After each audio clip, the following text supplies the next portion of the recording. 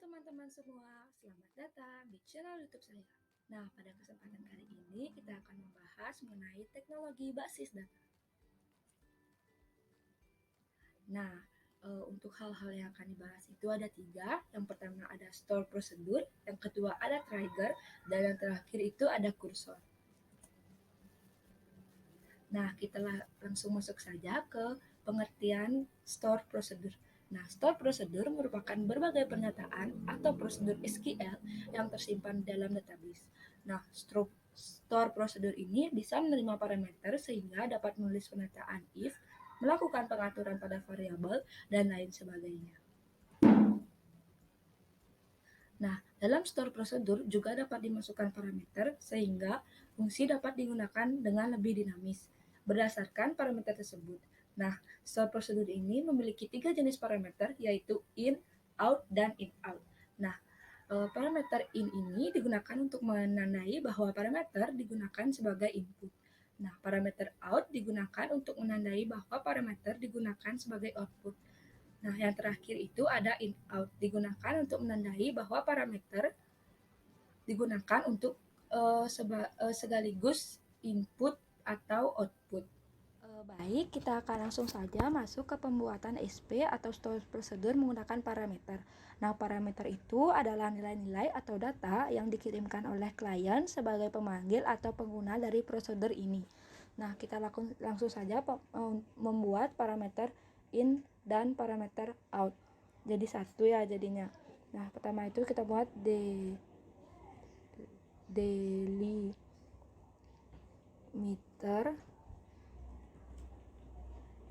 Maaf, ini keyboard saya agak macet-macet. Maaf jika pengetikannya itu jadi lama. Nah, di delimiter ini kita bisa pakai slice atau dolar seperti ini. Nah, setelah delimiter kita tulis itu adalah create procedure. Nah, di create procedure ini kita akan membuat get product amount by line. Nah, kita akan melihat berapa jumlah produk yang ada di line-line tertentu. Nah, kita buat itu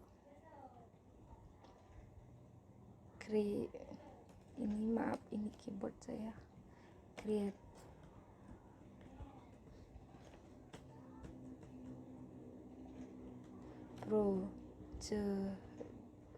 procedure get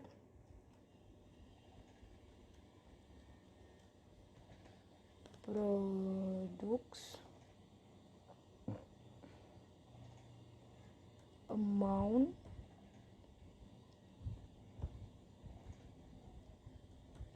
by line, kurung buka kurung tutup,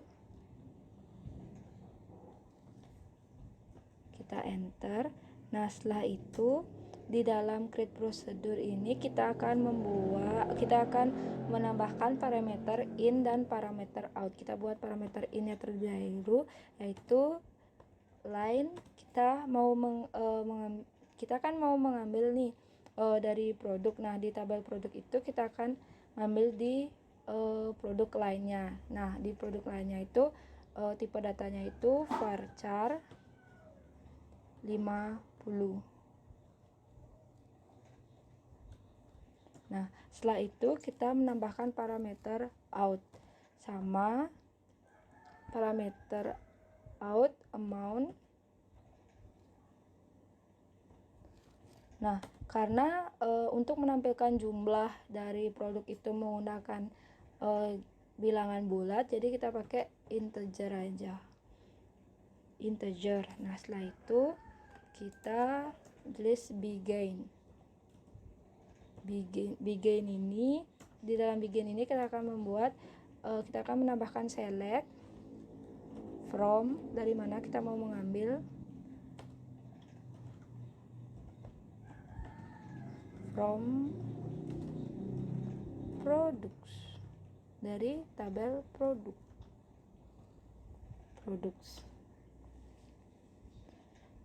Setelah itu bukan select from, maaf, select count produk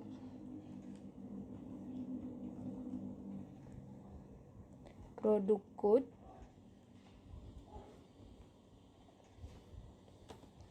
into amount from, nah baru from dari tabel produk. Setelah itu where, di mana produk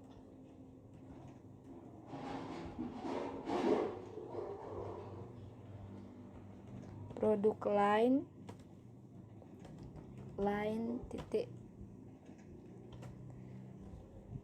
titik koma, habis itu n. Sama kita tambahkan dolar, baru kita tutup dengan delimiter titik koma. Nah kita akan coba execute. Nah sukses. Nah kita akan coba memanggil prosedur get amount by line ini. Nah dengan cara call, biar tidak salah kita copy saja, get product amount by line. Nah di sini kita akan coba memanggil planes atau melihat jumlah tumbuhan. Planes, setelah itu add jumlah,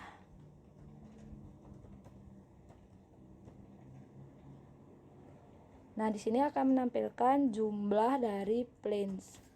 Nah kita coba execute. Nah sukses. Nah cara menampilkannya itu dengan cara select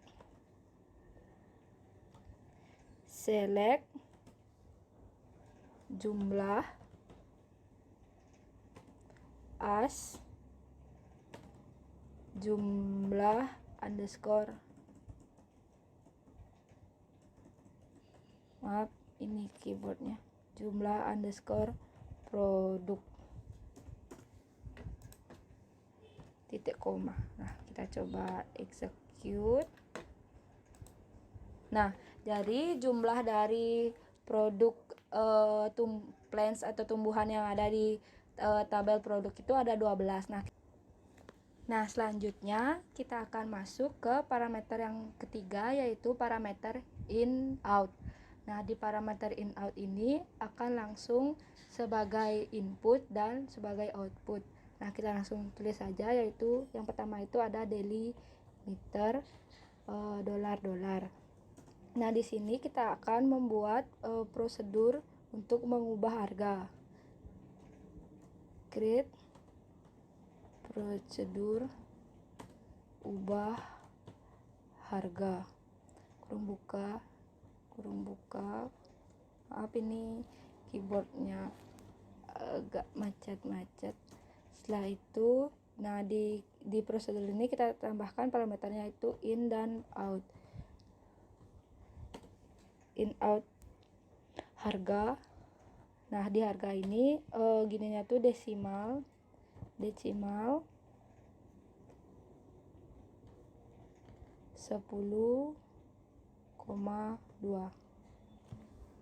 Nah, setelah itu kita masuk ke begin.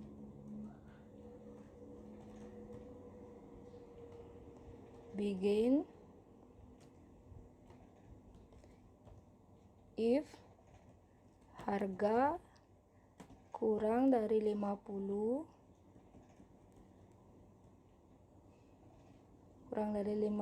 itu then set harga 50. Nah jadi kalau harganya itu kurang dari 50, dia akan langsung ngeset harganya itu menjadi 50.000. Misalnya 48,6, 46,8 seperti itu. Lalu kita end if dan end begin. End dolar. dan kita tutup dengan delimiter titik. Nah, kita coba execute. Nah, sukses. Setelah itu kita akan select di kita akan select price-nya.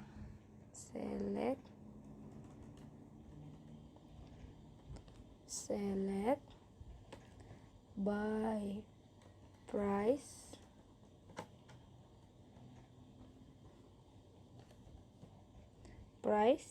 into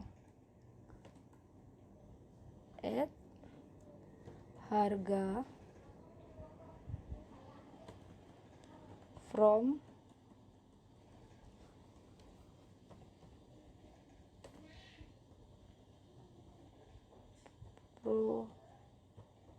products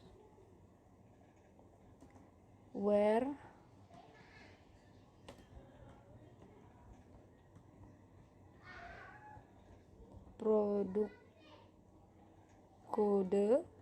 produk code sama dengan S10 underscore 1678.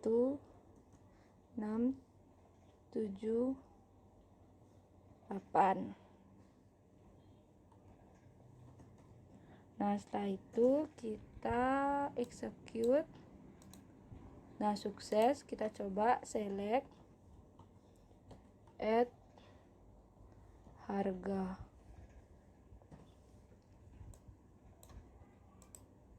Nah, jadi harganya yang masih di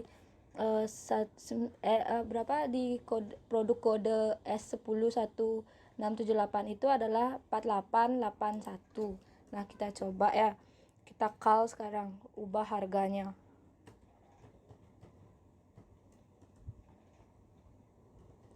Ubah harga. Add harga. Nah, kita execute. Nah, kita select sekarang. Kita select lagi harga. Nah, langsung dia ubah menjadi 50. Nah, kenapa dia berubah jadi 50? Karena harga sebelumnya itu 48 titik berapa tadi ya? Ya, pokoknya dia tuh kurang dari 50. Dia akan langsung ubah yang kurang dari 50 itu menjadi 50.00. Nah, kita lanjut ke pembahasan yang kedua, yaitu pengertian dari trigger. Trigger ini adalah kumpulan kode SQL yang berjalan secara otomatis untuk mengeksekusi perintah insert, update, dan delete. Nah, biasanya trigger ini akan dijalankan sebelum atau sesudah proses insert, update, dan delete tersebut. Nah, ini merupakan detail waktu dari trigger tersebut. Nah, ada waktu triggernya itu before insert, before update, after update, before delete, dan after delete. Nah, untuk keterangan sendiri, before insert itu merupakan trigger yang dijalankan sebelum record dimasukkan ke database. Nah, yang kedua itu ada after insert. Nah, after insert ini merupakan trigger yang dijalankan sesudah record dimasukkan ke database. Yang ketiga ada before update yang merupakan trigger yang dijalankan sebelum record dirubah di database. Yang keempat ada after update, yaitu trigger dijalankan sesudah record dirubah di database. Yang kelima ada before delete, yaitu trigger dijalankan sebelum record dihapus di database. Nah, yang terakhir itu ada after delete, yaitu triggernya dijalankan sesudah record dihapus di database. Nah, kita langsung saja ke pembuatan trigger. Nah, di trigger ini sama, yaitu delimiter, $. Setelah itu kita buat create trigger. Kalau tadi kita buat create prosedur, sekarang kita buat create trigger, yaitu dengan nama before product update.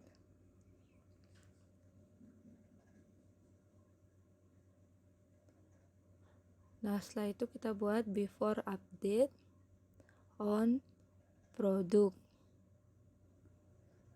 Lalu for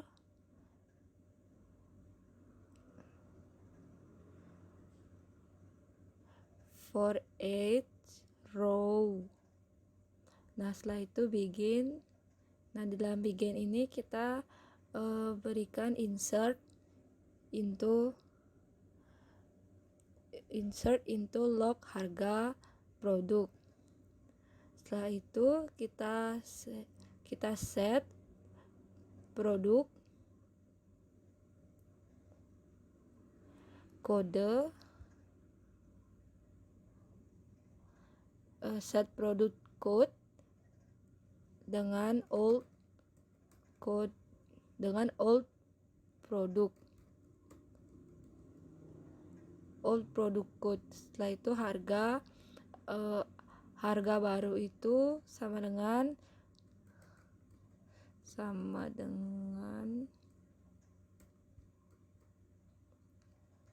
keyboardnya macet, sama dengan new price, koma. Setelah itu, nah ini kita jangan lupa isi koma. Setelah itu harga lama sama dengan old by price. Ingat isiin koma. Setelah itu waktu perubahan sama dengan now, kurung buka, kurung tutup, jangan lupa titik komanya. Nah, setelah itu end, dolar,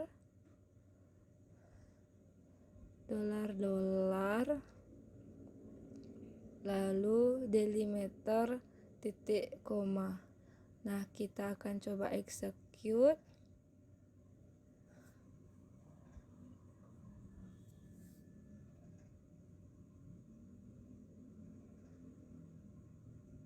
Nah, di sini sepertinya ada error ya. Masih error. Ini penulisan before update-nya ada typo, makanya dia error ya guys. Kita menulisnya itu harus update bukan adt, jadinya dia error di line kelima, jadi update. Nah, kita coba execute lagi. Nah, sukses. Setelah itu kita akan coba untuk show trigger yang sudah kita buat. Nah, kita coba execute. Nah, akan menampilkan trigger before product update. Nah, ada tabelnya, timing, dan lain sebagainya yang ada terlihat di layar.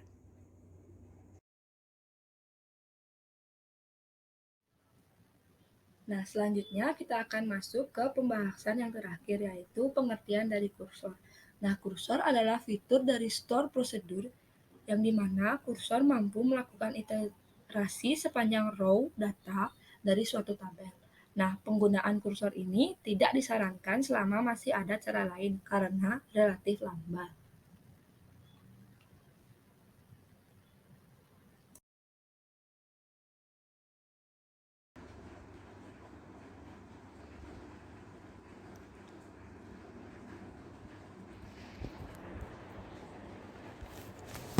Nah, selanjutnya kita akan masuk ke cara membuat kursor. Nah, pertama-tama kita di sini saya ada database, yaitu tabungan siswa.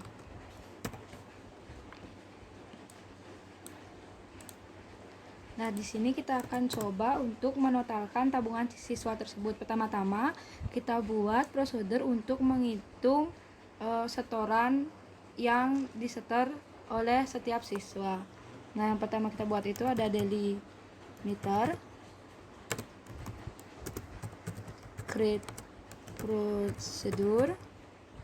Nah, nama prosedurnya itu count setoran, untuk menghitung jumlah dari setoran tersebut. Nah, setelah itu kita buat parameter in, yaitu ID siswa dengan tipe data integer. Kemudian ada parameter out untuk parameter out hitung setoran, tipe datanya sama juga, integer.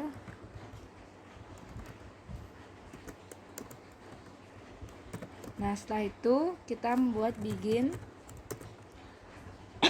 Di dalam begin ini kita membuat set hitung setoran, yaitu select sum jumlah tabungan, jumlah setoran maksudnya, jumlah setoran from dari setor tabungan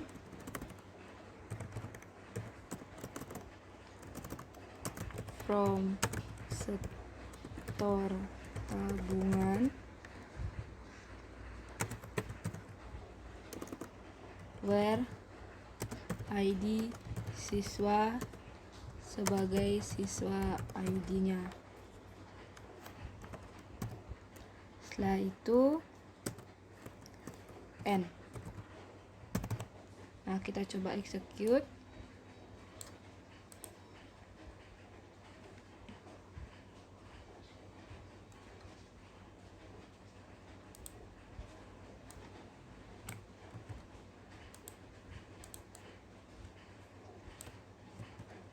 Nah, kita akan coba execute. Sukses. Nah, selanjutnya kita akan masuk ke pembuatan kursornya. Yang pertama itu ada delimiter, slice, create prosedur. Nah, namanya itu adalah total menabung. Kurung buka, turun buku, tutup. Setelah itu kita begin. Nah, di dalam begin ini kita isikan declared siswa ID, yaitu bertipe data integer. Lalu itu lagi declared lagi, ini maaf salah, siswa ID, declared lagi nama siswanya varchar 50,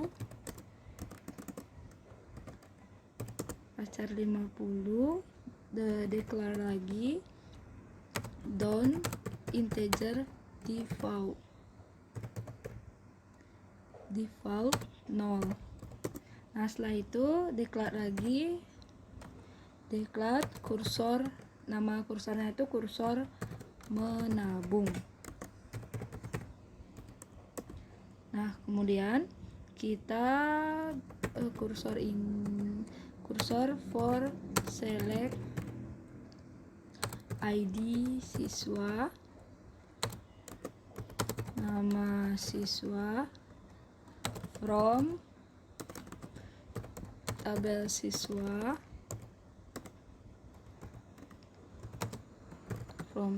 siswa, order by ID siswa. Nah, setelah itu kita truncate total tabungan. Setelah itu kita open kursor menabungnya. Open kursor menabung. Setelah itu kita membuat perulangan, yaitu while not don't do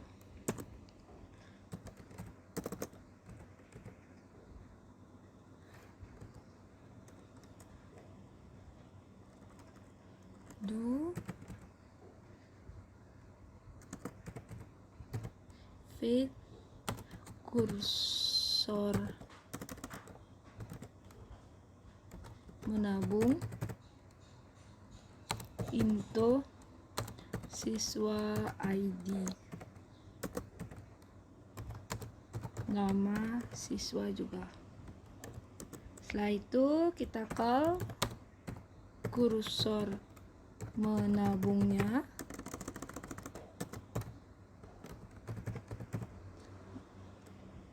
kursor menabung kita call total setorannya, yaitu count setoran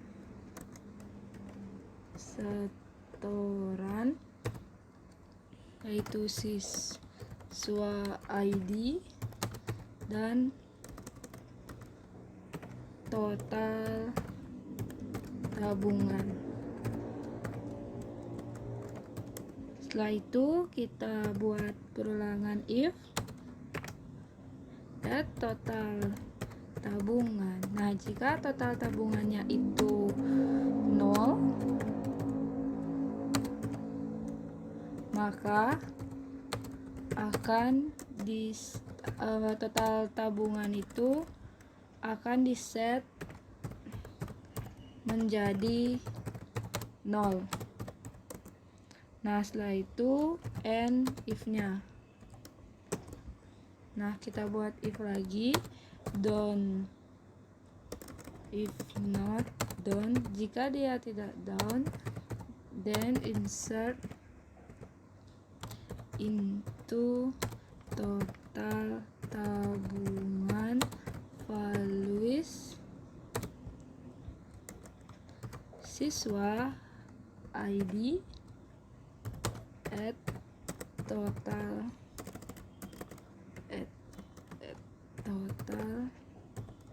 tabungan. Nah, kita and if lagi, and if. Setelah itu kita and while dan close kursornya.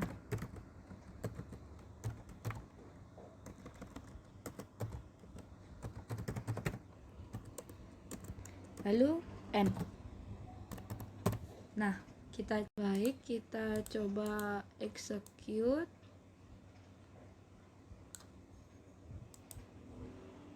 Baik, sukses. Nah, kita akan mencoba menampilkan tabel setor tabungannya dengan cara select from setor tabungan.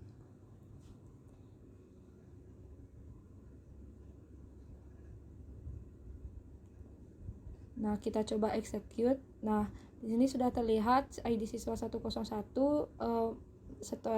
menyetor 2 kali dan 102 juga 2 kali. Nah, setelah itu kita akan coba untuk menghitung jumlah setorannya dengan cara kita akan meng-call si total menabungnya. Nah, kita akan coba execute. Nah, sukses. Nah, setelah itu kita akan mencoba untuk menampilkan hasil dari total tabungannya dari setoran-setoran yang disetor oleh siswa tersebut. Select from total tabungan. Nah, total tabungan. Nah, kita coba execute. Nah, sudah tampil di sini total dari tabungan masing-masing siswa. Puja memiliki 45.000, Nata 65.000, Cahaya 100.000, Sinta 10.000, dan Ari memiliki tabungan sebesar 35.000. Nah, sekian yang dapat saya sampaikan. Semoga bermanfaat bagi teman-teman semua. Terima kasih telah menonton channel saya. Dadah!